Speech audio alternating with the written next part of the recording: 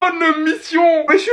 What pressure? Yamal, je pense qu'il est temps d'arrêter. Aujourd'hui, c'est Mayulu et Mbaye qui t'ont annulé ta mission. En première mi-temps, j'ai vu ce qu'il a fait, hein. Vitinha, Barcola. Ce qu'il inflige juste après par-dessus à Nuno Mendes. C'était mal barré. Le Yamal que j'ai vu dans les premières minutes, dans les premiers instants. Je me suis dit, c'est mort pour le PSG. Jusqu'à ce que lui-même devienne de lui-même totalement transparent durant tout le match. En plus de ce que Nuno Mendes a essayé de faire sur lui. On te le répétera jamais assez.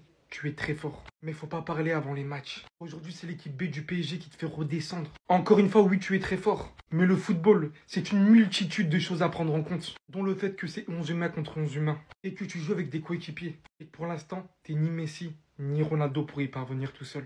Le football t'attristera encore beaucoup. À moins que tu t'en sers pour t'en forger et devenir encore plus fort mentalement et footballistiquement parlant. Mais là, pour le coup, la mission, elle est ratée. On n'est plus en mission là. Là, on ne mission plus. En tant que Madrilène, hein, je l'aime beaucoup. Mais ça me fait plaisir aussi de le voir perdre. Voilà. Tu vas perdre le Classico aussi, j'en ai rien à faire. Quand on parle, faut assumer, Lamine. Quand on parle, faut assumer. Parce que c'est bien beau de mettre des citations d'Al Pacino dans l'Associé du Diable, avec une musique, faire tout un edit en story et mettre une petite affiche d'avant-match. I'm back and I mission Oslo back. But Nuno Mendes is homme du match. Alors certes, le match avait bien commencé. Le match avait bien commencé et le match s'est terminé dès la première minute pour Lamine Yamal. Un enchaînement de génie, c'est simple. Il n'y a pas beaucoup de joueurs qui, dans la planète football, à l'heure actuelle, sont capables de faire ce que Lamine Yamal a fait en l'espace de 10 secondes et en l'espace d'une minute dans ce match-là contre le Paris Saint-Germain en Ligue des Champions. Ça se compte sur les poignées d'une main, les joueurs qui sont capables de faire ce qu'il a fait. La roulette magnifique, après il vient, et la passe d'après. Et il a bien commencé le match, après il met même une passe externe magnifique pour Ferran Torres, il me semble. Il a bien commencé, hein. Mais bon, après les 25 premières... Son match, il est moyen, il est médiocre. Et moi, encore une fois, j'ai rien contre Lamine. Mais bon, quand il est bon, on le dit. Quand il est moins bon, et quand il est pas bon comme ce soir, on le dit aussi. Même si, encore une fois, il a fait 20 bonnes minutes. Et vous allez me dire, non, mais il a que 18 ans, machin. Ouais, mais il parle. Il parle, donc il fait parler. Et je suis désolé, quand on parle, faut assumer, peu importe ton âge. Moi, j'ai grandi dans une génération où quand des mecs parlaient, ils assumaient. Lamine Yamal le fait souvent. Et on va dire quasiment 90% du temps, il le fait quand il parle. Mais quand tu parles beaucoup, faut pas t'étonner qu'après on parle beaucoup de toi si tu n'as pas répondu présent. Et pour moi, ce soir, Lamine Yamal n'a pas répondu présent. Si on parle même dans la globalité, si vous deviez donner qui a été le meilleur entre Rashford et Yamal, ça se tape. Donc petit, continue à nous régaler. Par contre, quand on parle, faut assumer. Parce qu'à la fin, c'est le PSG qui t'a tapé chez toi en Catalogne et c'est Nuno Mendes qui est homme du match. Bon, pas que pour ses qualités défensives, évidemment pour ses qualités offensives, mais c'est pas normal que le meilleur joueur offensif sur la pelouse ce soir, ce soit Nuno Mendes et pas Lamine Yamal, quand même.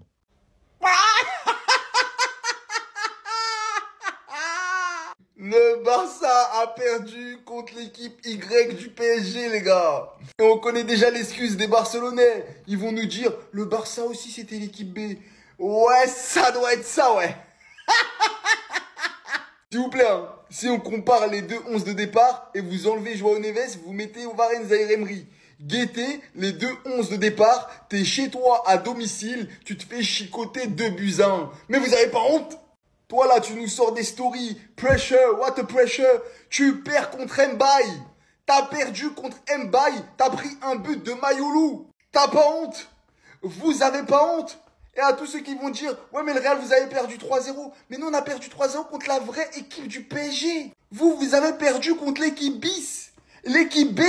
Bientôt ils vont vous envoyer les Youth League pour jouer contre vous tellement vous êtes nuls en Champions League.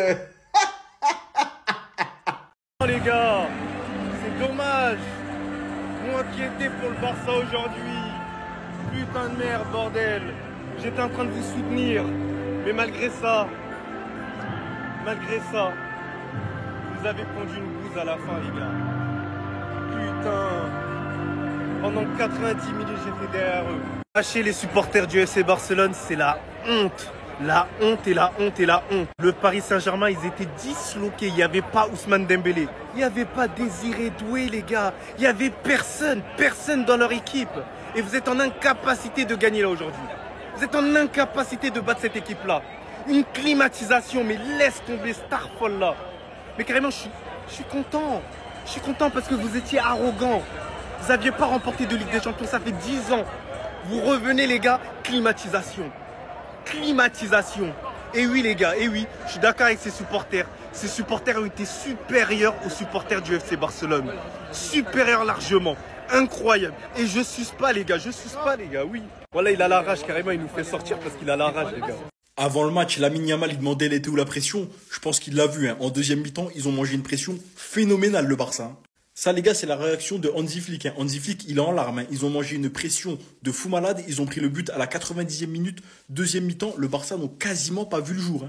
Et honnêtement, les gars, quelle prestation du Paris Saint-Germain. Parce que avec un 11 remanié comme ça, sachant que Neves était sur le 11 de base, mais n'était pas là, il a mis Warren Zaïre-Emery. Zabarni, je ne l'ai pas trouvé ouf pendant ce match. Il a mis un 11 un petit peu bancal qui n'ont pas l'habitude de jouer ensemble. Les gars, on a vu, au bout de 20 minutes, 25 minutes, ça allait déjà mieux. Ils repoussaient le Barça. En seconde période, les gars, c'était abusé. Ça se jouait que au FC Barcelone. Les 20 dernières minutes, le Barça était compacté dans leur camp. Et gros big up, les gars, à Hakimi et à Mendes, les deux passeurs décisifs de ce soir. Ils ont fait un match de folie. Certes, Mendes, il a eu un duel avec Yamal, mais pour moi, les gars, c'est clairement lui qui en sort gagnant. Au final, il a gagné le match. Il a fait sa passe décisive. Et puis on pourra dire ce qu'on veut, le Barça ont bien joué, ont essayé d'aller en contre, ils ont marqué le premier but avec Ferran Torres. Ferran Torres a failli aussi marquer un but, il y a eu plusieurs sauvetages sur la ligne, c'était un match animé. Vitinha a bien géré le milieu de terrain, Pedri de son côté a bien géré le milieu de terrain, les deux ont été exceptionnels. Mais Paris l'emporte au final avec une équipe bien remaniée, avec 5 titulaires absents, face à un Barça qui aussi, les gars, avait 2 titulaires absents. Je pense à Joan Garcia et je pense à Rafinha. Il y avait Baldé aussi qui était absent, ça fait 3. Mais en seconde période, on a clairement senti, les gars, la supériorité technique du Paris Saint-Germain qui sortait sous la pression du Barça et qui leur mettait une pression phénoménale, les gars. Szczęsny, il faisait que dégager à la fin du match. C'est simple, il cherchait même plus à faire des passes. En fait, là, il n'y a personne qui va parler. Il n'y a plus personne qui va dire quoi que ce soit. Parce que nous, on s'est fait vanner. On s'est fait vanner parce qu'on avait I4. Mais l'équipe, elle était au complet. Et là, je me pose des questions. Et si jamais ils étaient au complet? Il y a tellement des absents. Dembélé n'est pas là. Scrava n'est pas là. Désiré Doué n'est pas là. Et s'ils étaient là? Ben, là, c'est l'équipe B. Vous avez ramassé, vous n'avez pas joué que 25 minutes, vous avez joué 25 minutes. Là, il n'y a plus personne qui va dire quoi que ce soit. C'est bon, ça y est. En fait, vous avez craché sur le nom de Rafinha. Moi, j'ai compris. Le meilleur dans cette équipe, il n'y a que Rafinha. Quand il y a Rafinha et que Lamine Yamal n'est pas là, on ne sent pas l'absence. Rafinha, c'est le meilleur. C'est le meilleur. Il n'y avait pas à apporter son nom que c'est lui le ballon d'or. C'était Rafinha. Voilà, vous allez payer. Vous allez payer jusqu'au bout.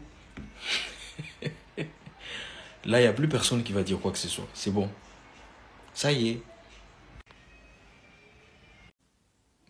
Bah alors les Barcelonais, on est où? Lamine, t'es où? Story, pas story, t'es caché, t'es plus là. En vrai, je rigole, il a fait un putain de match encore une fois. Mais je croyais qu'avec les blessés, etc., le PSG, ils ont aligné les minots en attaque. Ils ont mis Mbaye, Barcola, Mayoulou, mais c'est eux qui ont fait le plus beau football ce soir, malgré les blessés, les absents. En tout cas, en deuxième mi-temps, la première mi-temps était beaucoup plus équilibrée. Même si cette action-là arrive en deuxième mi-temps, cette action a eu lieu 2 fois. Hakimi qui sauve le ballon, mais c'est Zabarni qui l'a sauvé en première mi-temps. Ils ont quand même eu quelques occasions les Barcelonais, mais honnêtement, ça a manqué au milieu de terrain. J'ai envie de dire dans les deux équipes attaquaient aussi énormément, étaient un petit peu découvertes. C'est vrai que le milieu de terrain, il n'y a pas eu de gros moments de grosse gestion. Mais le match de Dani Olmo, c'est casse-pertière, un mec beaucoup trop irrégulier. Vitinha a mis du temps, mais il est monté en puissance. Il a fait du bien dans la gestion à la fin de match du PSG. Mais c'est clair qu'au milieu de terrain, il n'y a pas eu beaucoup Mais c'est clair que la bataille s'est pas faite au milieu de terrain, elle s'est faite entre ces deux hommes sur les côtés. Lamine Yamal, Nuno Mendes encore une fois, il y a le côté gauche, Rafinha, Hakimi. Et au final, le PSG s'impose avec ce but-là de Nuno Mendes, en tout cas de Seny Mayolo, pardon, mais sur un gros boulot, un gros travail, une grosse projection de Nuno Mendes qui lui décale. Mayolo fait le taf, il finit comme un vrai buteur. Et à la fin, c'est Hakimi, pareil, un run solo de son côté qui trouve Gonzalo Garcia et qui finit aussi. Les Parisiens aux côtés sur leur force, les côtés en étant solides défensivement, sans Dembélé, sans Kvara, sans Neves, sans Marquinhos, sans Doué, ils ont quand même fait le taf, ils ont quand même su proposer du football. Il y a eu quelques moments où ça aurait pu tourner des deux côtés. Le Barça a eu quelques situations, mais pas des situations hyper franches. Au final, c'est le Paris Saint-Germain qui s'est créé le plus de situations, qui a eu le plus le ballon et qui a mis le plus en danger le FC Barcelone. Donc ouais, première défaite pour le FC Barcelone. Nous on dormira tout en haut avec le Paris Saint-Germain pendant que eux seront dans le rétro. Yamal, s'il te plaît, parle plus, je suis de retour, la mission aussi, ça fait 3 fois que tu parles pour rien. T'as perdu contre l'Inter Milan, t'avais parlé, t'as perdu contre le Portugal, t'avais parlé. Et ce soir, chez toi, tu perds contre le PSG qui joue avec des réservistes. Au début, j'avais peur, je me suis dit, le PSG, ils vont jouer sans attaquant ce soir, mais je me suis trompé. Ils jouent avec le deuxième meilleur attaquant du Portugal, Nuno Mendes. Les gars, s'il vous plaît, expliquez-moi comment un défenseur blessé en plus, parce que sur l'action, il se tenait un peu la cuisse avant de courir.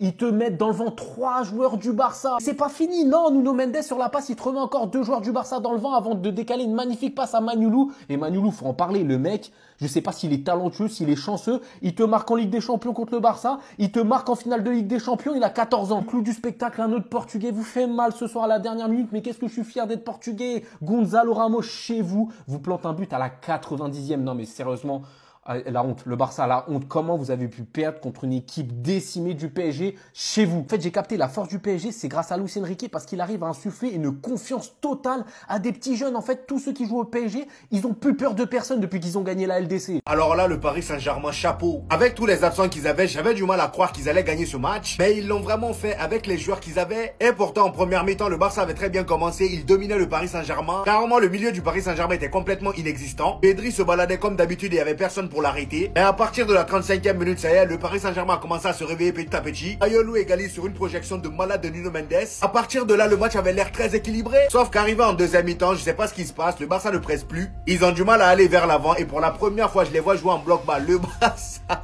qui joue en bloc bas. Depuis quand? Et pourtant, en conférence de presse, Hansi Flick avait dit qu'il allait presser le Paris Saint-Germain. Aujourd'hui, on l'a pas vu. Le pressing était beaucoup trop soft en première mi-temps. En deuxième mi-temps, il n'y avait pas de pressing. Et c'est ainsi que le Paris Saint-Germain a commencé à s'installer petit à petit. Il continue à se créer des occasions. Le nombre d'occasions que eux aussi sont créés aujourd'hui, c'est juste une folie.